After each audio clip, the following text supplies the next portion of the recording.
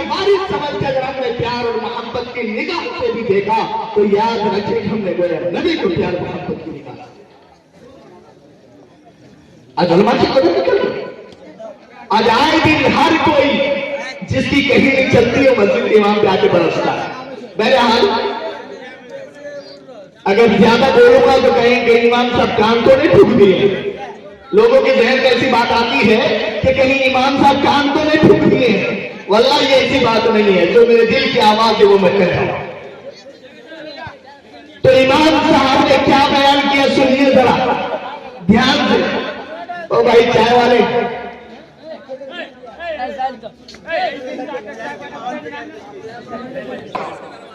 एक शेर पढ़ता हूं। उकाबी रूह जब बेदार होती है जवानों में, उकाबी रूह जब बेदार होती है जवानों में, नजर आती है उनको अपनी मंजिल आसमानों वाला। कि जिस समाज का नौजवान जागा होगा, जिस समाज का नौजवान इस बात की तहैया कर ले, इस बात को सोच ले और अज़्म मुसम्मम और इरादा पक्का कर ले, तो समाज के अंदर कोई बुराई नहीं रह सकती। वो समाज सुधर सकता है, लेकिन हमारे नौजवानों को पहले खड़ा होना होगा। नौजवान आज हर पार्टी, सियासी पार्टी, हर कोई नौजवानों को बुला रहे हैं कि नौजवानों के लिए न जाने कैसे कैसे पैकेज निकाले जाते हैं सिर्फ नौजवानों के नाम पर, और उनकी जिंदगियों को बर्बाद की जा रही है कि सियासत के नाम पर। तो मेरे नौजवानों, अगर हमें सियासत करना है, अगर हमें समाज का बड़ा बनना है, अगर हम चाहते हैं कि आने वाली नस्ल तक हमारा नाम जिंदा रहे, तो फिर समाज में कोई ऐसा भलाई, कोई ऐसा काम करके जाइए कि रहती दुनिया हमारा नाम हो। मोहम्मद बिन कासिम रहमतुल्लाह अलैह, सुनिएगा मेरे नौजवानों, मोहम्मद बिन कासिम 16 साल की उम्र में हिंदुस्तान आए और हिंदुस्तान के तख्त को उखाड़ के फेंका और इस पूरे हिंदुस्तान के अंदर इस्लाम के झंडे को बुलंद किया। क्या उम्र थी? 16 साल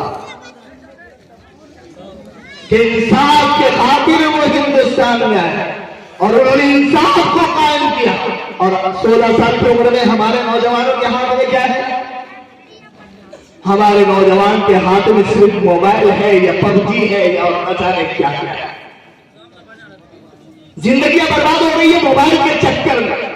और आज हमारे घर में बेटी हो चाहे बेटा हो, थोड़ा सा जिद किया कि माँ बाप हाथ में लटका देते हैं कि जा तू अपनी जिंदगी बर्बाद कर। बेटा नाराज हो गया तो अब बेटे के हाथ में बंदर लगा दे दिए कि जा तू बर्बाद हो जा। गोया के माँ बाप भी अपने हाथों से बच्चे की जिद को, ऐसी जिद को पूरा करें जो अपनी जिंदगी को बर्बाद कर रात रात भर मोबाइल के पीछे। इसलिए कोई अच्छी चीज सोचने का वक्त मोबाइल के अंदर लगकर अच्छी चीज सोच दिल से जहन से निकल चुका है। इसलिए हमें चाहिए कि मोबाइल की दुनिया से निकल के समाज के लिए, घर के लिए हम कोई खैर का काम शुरू करें ताकि हमारे समाज में बदलाव हो, तब जाके ये प्रोग्राम जो है हमारा कामयाब हो सकता।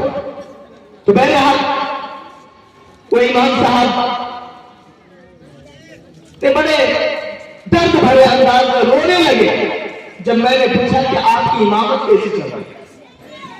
कहा कि ईद का दिन, सुनिएगा, ईद का दिन, खुशी का दिन हर कोई अपने बाल बच्चों के साथ गुजारता है, चाहे विदेश में रहने वाला हो, चाहे दिल्ली पंजाब में रहने वाला हो, लेकिन वो अपने औलाद की मोहब्बत और बीवी बच्चों की मोहब्बत में सब चीज को, कमाई को, कारोबार को छोड़ के अपने घर में आता है। लेकिन एक इमाम अपने घर को छोड़ के हमारे समाज की खिदमत करने में लगा रहता है। वो इमाम का हाल ये है कि ईद का पूरा दिन गुजर गया, किसी ने खाने तक के लिए नहीं पूछा, किसी ने खाने के लिए नहीं पूछा, सब अपने अपने में लगे हैं।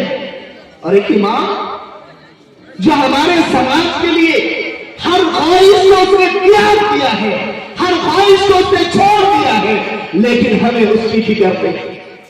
जबकि पूरे मोहल्ला, पूरे गांव की जिम्मेदारी है कि जैसे इमाम अपने सब चीज को छोड़ के पूरे गांव के लिए है, तो पूरे गांव की जिम्मेदारी है कि इमाम बीमार है, उसकी परेशानी है, उसके घर में कोई परेशानी है, तो हम सब उसकी तरफ देखें और उसकी खबरगिरी करें, वरना उसका वबाल भी हमारे सर पर आए।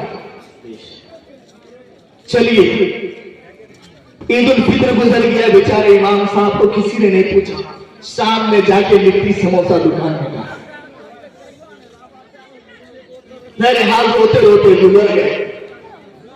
फिर सोचे कि बकरीद आ गया, बकरीद के दिन कहा कि कई लोगों ने कुर्बानी के लिए हमें बुलाया, लेकिन किसी ने पूरा दिन गुजर गया और खाने तक के लिए नहीं पूछा, इसलिए बकरीद के बाद मैंने जो है तहैया कर लिया कि अब इमामत नहीं करूंगा।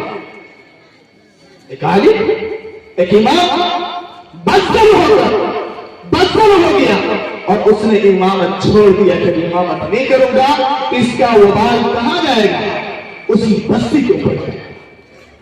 और आज क्या बोलते हैं बाल लोग की जवाब से सुनने के लिए आता है, अगर किसी जगह इमाम 2, 4, 5, 10 साल रह जाए तो लोग कहते हैं कि इमाम साहब हो कि 5 साल में सरकार बदल जाती है, 5-10 साल के बाद लोग फिक्र में रहते हैं कि इमाम तो बहुत दिन रह गया, इसको निकालो, ये राजनीतिक करता है।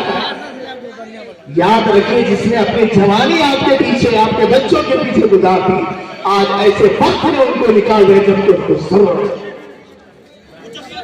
इसलिए जरूरत है कि हम अपने समाज में अगर कोई बात,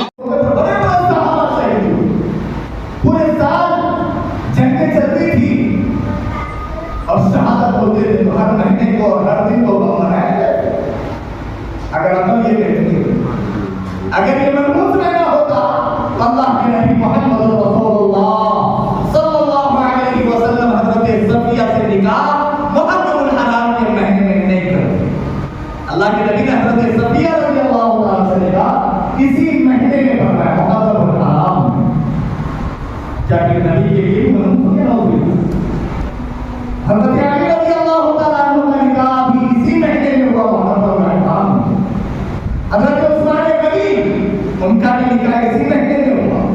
और आज हम ये समझते हैं कि 28 ज़िलहज्जा के बाद निकाह नहीं होता, 28 ज़िलहज्जा के बाद निकाह नहीं होता है, और फिर पूरे मुहर्रमुल हराम के महीने को हम मरदूद समझते हैं। जब ये शरीयत ने कुरान ने शुरू में कहा कि दीन नाम है इताअत का, अतीउल्लाह व अतीउर रसूल, अल्लाह के नबी ने इसमें